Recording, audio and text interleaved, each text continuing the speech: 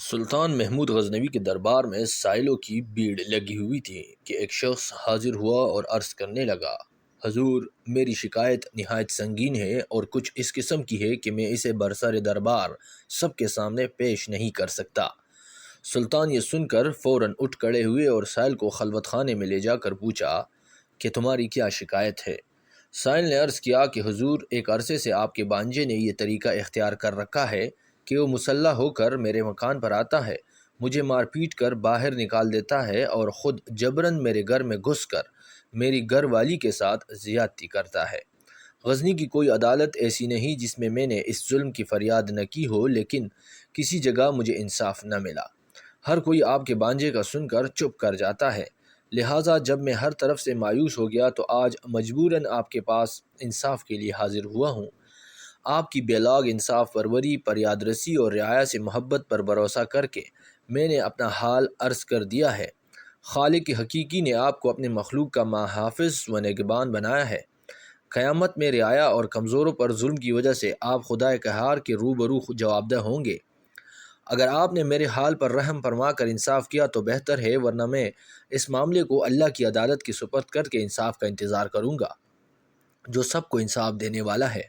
سلطان پر اس واقعے کا اتنا گہرا اثر ہوا کہ وہ بے اختیار ابدیدہ ہو گئے اور سائل سے کہا، تم سب سے پہلے میرے پاس کیوں نہ آئے؟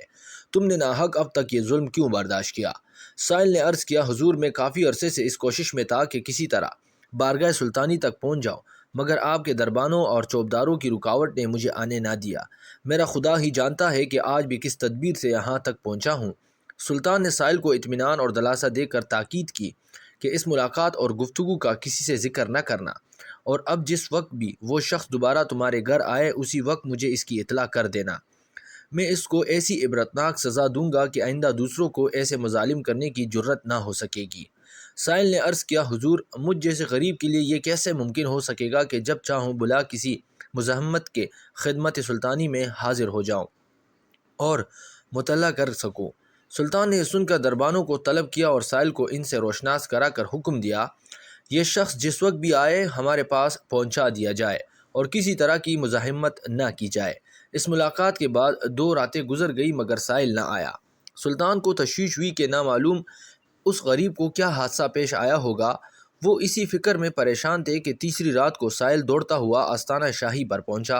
اطلاع ملتے ہی سلطان نے فی الفور سواری نکالی اور سائل کے ہمراہ اس کے گھر پہنچ کر اپنی آنکھوں سے وہ سب کچھ دیکھ لیا جو سائل نے انہیں بتلایا تھا۔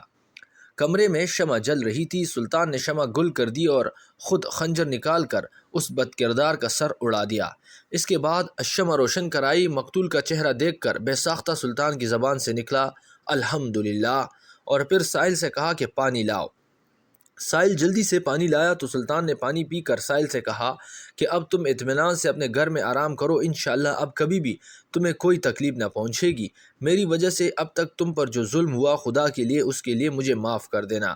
یہ کہہ کر سلطان محمود غزنوی رخصت ہونا ہی چاہتے تھا کہ سائل نے دامن پکڑ کر عرض کیا، حضور والا، آپ نے جس طرح ایک مظلوم کے ساتھ انصاف فرمایا، حتیٰ کہ اپنی قربت داری و خون کا بھی خیال نہ کیا، اللہ تعالیٰ آپ کو اس کی جزائے خیر عطا فرمائے اور اجر عظیم عنایت فرمائے۔ اگر اجازت مرحمت فرمائی جائے تو ایک سوال کرنا چاہتا ہوں، وہ یہ کہ آپ نے پہلے شمع گل کی اور پھر روشن کرا کر مقتول کا سر دیکھ کر الحمدللہ فرمایا اور اس کے فوراً بعد پانی طلب فرمایا، اس کی کیا وجہ تھی؟ سلطان نے ہر چند ٹالنا چاہا مگر سائل کے اصرار پر اسے بتانا ہی پڑا۔ میرے بھائیو، سلطان محمود غزنوی نے جو تاریخی جواب دیا، آپ بھی پڑھیے اور سوچیے کہ عدل و انصاف کے ترازو پر فیصلے کرنے والے جج اور حکمران اب کہاں چلے گئے ہیں۔ خدا کی قسم، اگر آج کے دور میں بھی سلطان محمود غزنوی جیسا سے پسالار پیدا ہو جائے تو زینب جیسی کسی بیٹی کو نہ تو اپنی عزت گنوانی پڑے اور نہ جان سے ہاتھ دھونا پڑے، اور ہر مظلوم کو انصاف اس کے گھر کی دہلیز پر ملے۔ سلطان نے جو جواب دیا، شمع گل کرنے کا مقصد یہ تھا کہ کہیں روشنی میں اس کا چہرہ دیکھ کر بہن کی خون کی محبت مجھے سزا دینے سے منع نہ کر دے، اور الحمدللہ کہنے کا سبب یہ تھا کہ مقتول اپنے آپ کو میرا بانجا بتا کر تمہیں شاہی تعلق سے مرغوب کر کے اپنی خواہشات نفسانی کو پورا کرنے کے لیے راستہ صاف کرتا رہا۔ خداوند کریم کا ہزارہا شکر ہے کہ محمود غزنوی کے رشتہ داروں کا اس شرمناک بےہودگی سے کوئی تعلق نہیں۔ یہ شخص میرا بانجا تو دور کی بات ہے، میرا رشتہ دار بھی نہیں ہے، اور پانی مانگنے کی وجہ یہ تھی کہ جب سے تم نے اپنا واقعہ سنایا تھا میں نے عہد کر لیا تھا کہ جب تک تمہیں انصاف فراہم نہ کر دوں روٹی پانی میرے اوپر حرام ہے۔ اب چونکہ میں اپنے فرض سے سبکدوش ہو چکا تھا اور مجھ پر پیاس کا شدید غلبہ تھا، اس لیے میں پانی مانگنے پر مجبور ہو گیا۔ یہ کہہ کر سلطان محمود غزنوی اپنے گھوڑے کو سرپٹ دوڑاتے ہوئے اپنے محل کی جانب روانہ ہو گئے اور اپنے اس انصاف کی بدولت تاریخ میں ہمیشہ ہمیشہ کے لیے امر ہو گئے۔